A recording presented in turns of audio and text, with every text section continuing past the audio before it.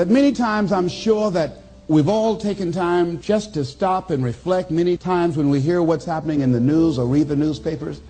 Where's all of this leading to? What's going on here?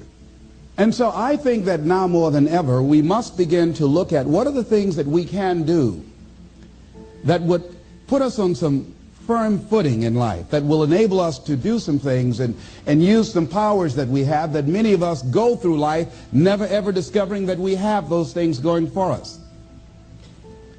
And part of that, I believe, is knowing what it is your life worth. What is it that gives your life a sense of meaning and purpose?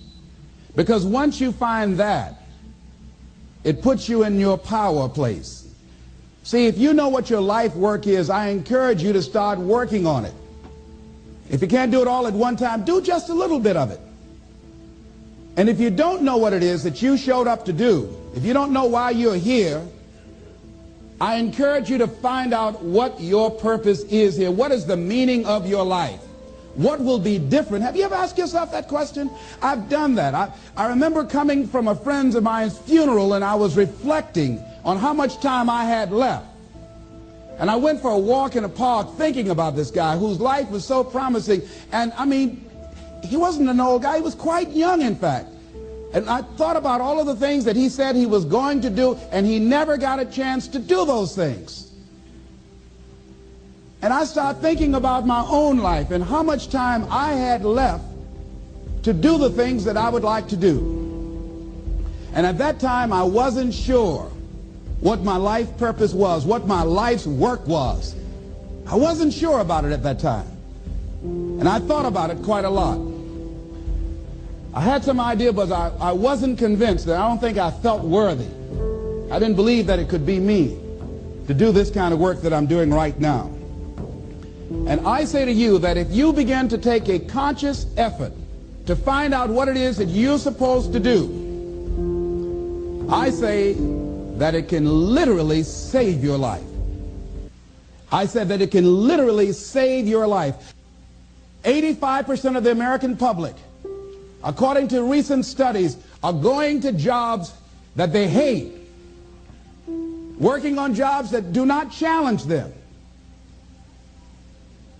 They get sick thinking about going. Because, see, when you go to a job and you already know how far you can go, you can already see that proverbial glass ceiling.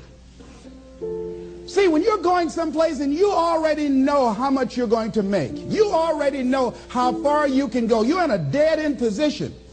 It erodes your self-esteem. It lowers your sense of yourself. It creates some inner turmoil. It creates an emptiness in you. So I say that your life is worth finding what it is that you're supposed to do. And I'm not saying quit your job. I'm saying find it and do just a little bit of it. Just start working at it just a little bit. But do find out what your work is and hold on to it, and don't let your dream go. Don't let it go. See, and here's something else I want you to begin to look at. Why is it that most people don't pursue their dreams or don't do better than what they're doing if they're capable of doing it? I think that many of us don't go the next step because we don't know what to do yet. And I say that the reason that we don't even explore the possibility of what to do is because subconsciously we don't believe that it can happen for us, and we don't believe that we deserve it. So here's what I'm suggesting. How much time do you spend working on you? How much time do you spend every day working on your dream? In the last 90 days, how many books have you read? In the last year, what new skill or knowledge have you acquired? What kind of investment have you made in you? So I'm saying that as you begin to look at where you want to go, if you want to make it today, and things are changing so fast you have to literally run to stand still, I'm saying that you've got to make some conscious effort to begin to work to develop you. Here's something else. Most people are not living their dreams because of fear, ladies and gentlemen. Fear, limited vision, and lack of self-esteem. is what keeps most people doing things they don't want to do. The same reason that people stay in relationships where they're abused or they're unhappy or it's unfulfilling, they can't see themselves beyond that relationship. They can't see themselves enjoying life without that person. They think that this is all that they can do. The same reason that people get stuck at a certain level in life. They can't see things being better for them. And they think that this is it and this is all they deserve. This is all they've ever seen. It's been passed on to them. And they think that this is it for them. Oh, no.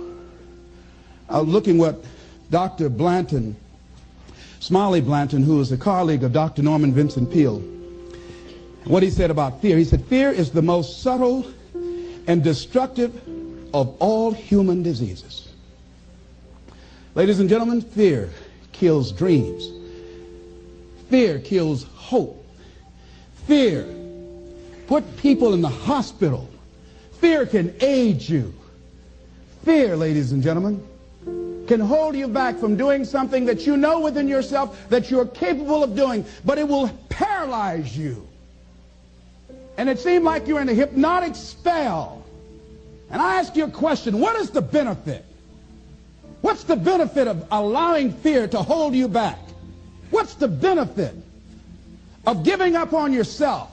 Of not stepping out on life and taking life on? What is the benefit for you? What's the plus in that? It's one of the things I had to ask myself. So I didn't want to make any mistakes. I wanted everybody to like me. I wanted to be perfect the first time I did something. It's not going to happen. You're going to make some mistakes. You're going to hurt some folks' feelings. You're going to create some enemies whenever you decide that you want to begin to take life on. You've got to ask yourself, how long am I going to allow this to hold me back? I like what Zig Ziglar says. He said, fear is false evidence appearing real.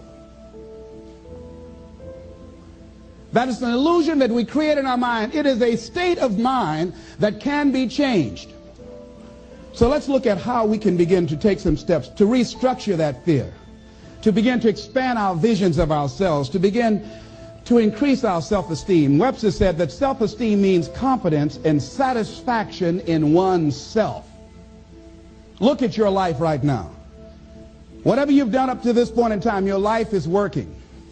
Whatever you have produced, it came out of you as a result of the kind of person that you have become. It's a result of your choices. It's a result of your consciousness. Now you have to ask yourself, are you satisfied with what you have produced? Is this what you want? Would you like for things to be better than this? Do you believe that you deserve better than this? Or are you content? This is it. You don't have to do anything else. That you already resign yourself in life and say, well, I'm happy. I'm not starving like the people in Calcutta. Are you allowing yourself to get off the hook like that? Or do you believe somewhere in the back of your mind or in your heart that there's some other great work for you to do? There's something else that life has for you. And that's why you're here. How do we handle this fear factor? How do we increase our self-esteem? You have to begin to fortify yourself.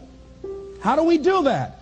I believe that you have to begin to consciously monitor your inner conversation and start talking to yourself. Start building yourself up. Sometimes the only good things you will hear about you are the things that you say to you. So I'm saying learn to be your own booster. Start building yourself up. Start encouraging yourself. Start saying, I can do this. I can make this happen. When I started thinking about becoming a speaker, I said, yes, I can do this. I can make this happen. When I start trying to convince myself I can be a businessman after flopping and failing and losing thousands of dollars and feeling stupid and dumb and having people take advantage of me because of what I didn't know. I had to talk to myself because people were saying to me that I was dumb. And somewhere in the back of my mind, I was saying, you're right. Look at what I've done. I had to say, no, Les. Hey, come on, man. Get yourself together. You can handle this. You just haven't figured it out yet. It's all right. This is your training period. This is the tuition you have to pay for what you don't know. You can do this. Other people have done it. It doesn't take an Einstein. Get you some people that can teach you some stuff that you don't know. Get you some people that have done it successfully and learn from them. Take some seminars, workshops, read some books on how to manage a business. Change the way you see yourself and begin to tend to the personal details. Understand that nobody's going to take care of your business better than you. And when I start changing that kind of mindset of beating myself up because of my mistakes and start looking at the possibility of my doing better, of my making the adjustment that would enable me to do what I want to do successfully, things begin to change. And I say, stop beating up on yourself. You do it. I know you do it. I've done it. It's a natural inclination for us to put ourselves down. See, we are born negative, I think, in a negative consciousness because we live in a negative world. Here's some other things, ladies and gentlemen. Begin to guard your mind against negative programming, like turn off the television. Don't watch the news. So you've got to guard the kinds of things that you put in your mind. See, if you don't program your mind will be programmed, because human beings are goal-oriented. That's why we die of broken hearts early. That's why we're running through life to early graves. We're going through life, ladies and gentlemen, and I think that Henry David Thoreau said that most men live in quiet desperation. Most of us go through life running scared. So we created this in our minds, false evidence appearing real. We made it real in our minds. That's why Churchill said there's nothing to fear but fear itself. That's the destructive monster. So turn off things that can contribute to your fear. Turn a deaf ear to people that all they can do is talk about how negative things are because they have bought into the consciousness of the world. Start attending workshops, seminars, listening to tapes on a daily basis to begin to recondition your mind, to retrain your thinking. Faith comes by what? Hearing and hearing and hearing. Listen to things that can empower you, that can enable you to create a new reality for yourself, and a new life for yourself. You might appear to be strange around most people. You know, most people think you're strange if you're happy today. See, these people have not found their purpose in life. That's why they're grumpy. That's why they're miserable. That's why they're so negative. They're hurting and they want to hurt other people. So start practicing using programs for your mind. Seminars, books, workshops. Keep a journal. Record your thoughts. What's happening with you? Every day when you get up, have a journal near you. See, ladies and gentlemen, we get 3 to 4 thoughts a year that if we would act on those thoughts, they could change our life. What idea are you sitting on? Write your ideas down. And then, once you get that idea, take the leap. Take the leap. See, it's out here in the universe. If you don't take the plunge, I guarantee you, somebody else will. Take the plunge. Go into action. And ladies and gentlemen, you will be surprised how things will come together. You'll be surprised. Now, you're going to have some difficult challenges. I can tell you that now. Be aware of that. Things are not going to work out exactly right. For a time they will, sometimes. And that's when life is just playing a game with you. Want you to feel good and relax. But ladies and gentlemen, go into action with your dream. And don't avoid where the fights are. Get in the midst of the fight. Get knocked down so you can learn how to fight, so you can hold your position. See, most people don't get out in the arena of life because they don't want to fight. Most people don't get out there because they don't want to get knocked down. They don't want to be dropped to their knees. But see, you're going to be dropped whether you're on the field or whether or not you're sitting on the sidelines. You're going to be dropped. So at least get dropped for something. See, that's how most people are spectators in life. You don't want to be a spectator. You want to get out in the field where the action is. And you will be amazed. After the struggle, there will be a calm period and things will begin to click for you.